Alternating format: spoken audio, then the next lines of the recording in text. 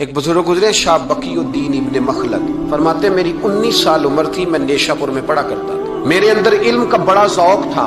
ایک استاذ کے پاس جب میں پڑھنے گیا تو میرے استاد مجھے فرمانے لگے کہ بیٹے تیرا ظرف بڑا ہے اور میرا علم چھوٹا ہے، تو کسی بڑے عالم کے پاس جا۔ میں نے استاد سے کہا کہاں جاؤں؟ تو کہنے لگے اگر ہو سکے نا تو بغداد شریف چلا جا، امام احمد بن حنبل کی بارگاہ میں حاضری دی۔ وہ حدیث کے حافظ ہیں، آج بھی آپ ان کی مسند امام احمد دیکھیں، جو حدیث کا طالب علم ہوتا ہے اسے مزہ آ جاتا ہے پڑھنے پر۔ کیا بات ہے امام احمد بن حنبل کی، انہوں نے اللہ نے اعزاز دیا کہ آج بھی مکے اور مدینے میں امام احمد بن حنبل کے مذہب پر فتویٰ دیا جاتا ہے، وہاں کے لوگ حنبلی کہلاتے، اتنی اللہ نے انہیں شان عطا فرمائی۔ کہتے ہیں میں نشا پور سے نکلا جب تو بحری رستے کے لیے میں آنے لگا یہاں، جب جہاز میں بیٹھا نا تو رستے میں طوفان آ گیا، طوفان اس تیزی کے ساتھ آیا اور اتنے دن جاری رہا کہ ہمارے جہاز کی سمت ہی بدل گئی، ڈائریکشن ہی بدل گئی، گویا جانا ادھر تھا تو جہاز کا منہ ادھر ہو گیا۔ فرماتے ہیں جا کے کسی کنارے ہم اترے، یہ دیکھیں جو لوگ طالب علم جاتے تھے، فرماتے ہیں وہاں جا کے اترے،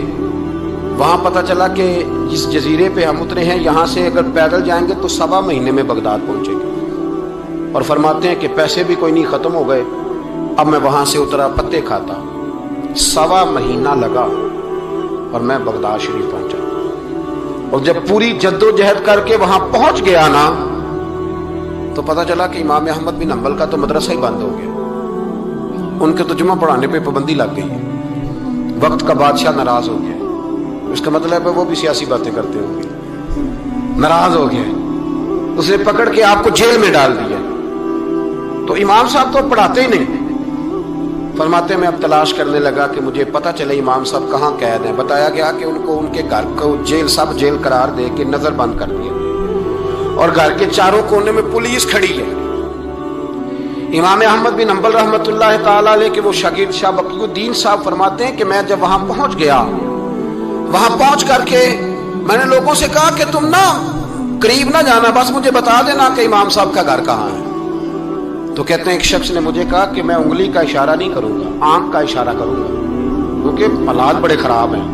کہتے ہیں اس نے آنکھ کے اشارے سے بتایا کہ وہ سامنا گیٹ امام صاحب کا ہے۔ کہتے ہیں میں واپس آ گیا، اب ساری رات سوچتا رہا کہ امام صاحب کے گھر تعلیم حاصل کرنے کیسے جانا ہے۔ فرماتے ہیں پھر مجھے ایک تجویز سمجھ میں آئی۔ صبح جب میں نے اٹھا تو میں نے سر سے پگڑی اتاری، اپنے بالوں میں ہاتھ ڈال کے بال بکھیر دیے، چاروں جانب بکھر گئے، زلفیں رکھی ہوئی تھی۔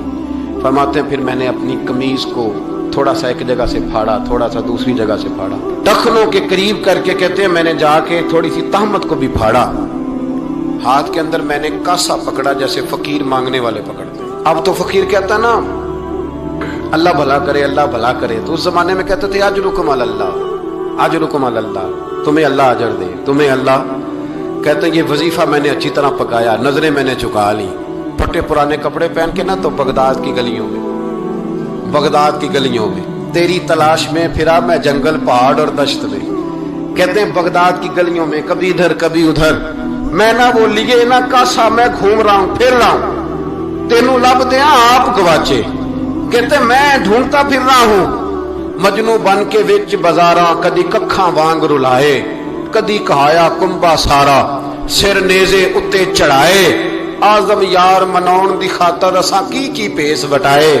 فرماتے ہیں کہ وہ کاسا لیے تو میں نکلا، سپاہی کھڑے تھے، ان سے بھی میں نے کہا اجرکم علی اللہ۔ کہتے ہیں ایک دینار انہوں نے بھی میرے کاسے میں ڈالا۔ پھر امام احمد بن حنبل کا دروازہ آیا تو میں نے دروازے پہ کھڑے ہو کہا اجرکم علی اللہ، اجرکم علی اللہ، اجرکم علی اللہ۔ کہتے میرا جوش ہی بدل گیا۔ امام صاحب نے جھٹ سے دروازہ کھولا، خوبصورت امامہ اور خوبصورت چہرہ، کہتے ہیں ان کا چہرہ دیکھا تو میرے آنسو ہی بہہ گئے، اور امام صاحب نے جب 1 دینار میرے پیالے میں ڈالا تو میں رو پڑا۔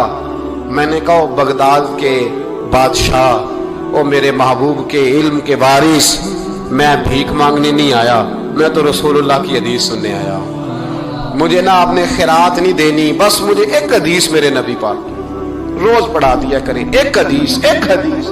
یہاں تو ہر جمعہ پڑھائی جاتی ہے نا، وقت نہیں ہوتا، لوگ دیر سے آتے ہیں۔ کہا ایک حدیث آپ نے پڑھانی ہے۔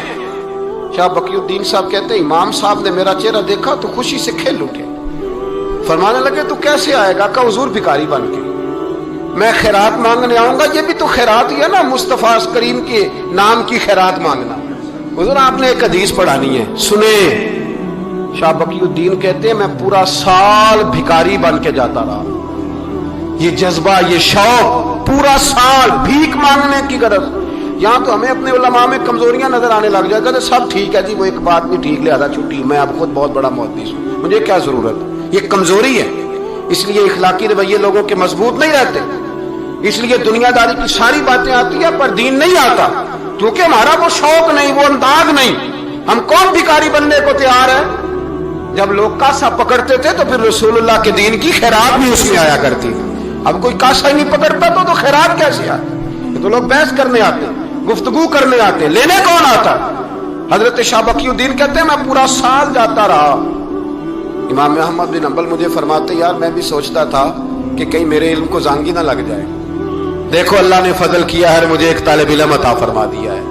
فرماتے ہیں پورا سال میں جب ان کے دروازے پہ جاتا تو ایک دھیلا بھی ڈال دیتے اور مصطفیٰ کی ایک حدیث بھی سنا دیتے. اور فرماتے ہیں دنیا ساری پڑھتی ہے پر ہمارے پڑھنے کا انداز یہ تھا کہ استاد پہلے امامہ باندھتے, جبہ پہنتے, اور اس قید میں نظر بندی کے عالم میں جب وہ نبی پاک کی حدیثیں سناتے تو ان کی آنکھیں آنسوؤں سے بھر جاتی. وہ روتے ہوئے, تڑپتے ہوئے حدیث سناتے اور میں بھی اسی درد سے وہ بات وصول کرتا. فرماتے ہیں سال گزر گیا, حکمران مر گیا, فوت ہو گیا, نیا بادشاہ آیا. اس نے خود امام احمد بن حنبل کو بڑا مدرسہ بنا کے دیا. اس نے بڑی جامع مسجد میں امام صاحب کے خطبہ جمعہ کا بندوبست کیا. فرماتے ہزاروں طالب علم کئی ملکوں سے امام صاحب کے دروازے پر آ کے بیٹھنے لگے. فرماتے جب میں بھی پہنچا نا تو امام فرمانے لگے تو ذرا آگے آ جا. کہتے میں آگے آیا تو فرمانے لگے بھی علم تمہیں بھی دیتا ہوں, تمہیں بھی پڑھاؤں گا, مرتے دم تک پڑھاؤں گا, پر جو میرے اندر فیض کی خیرات تھی نا وہ ساری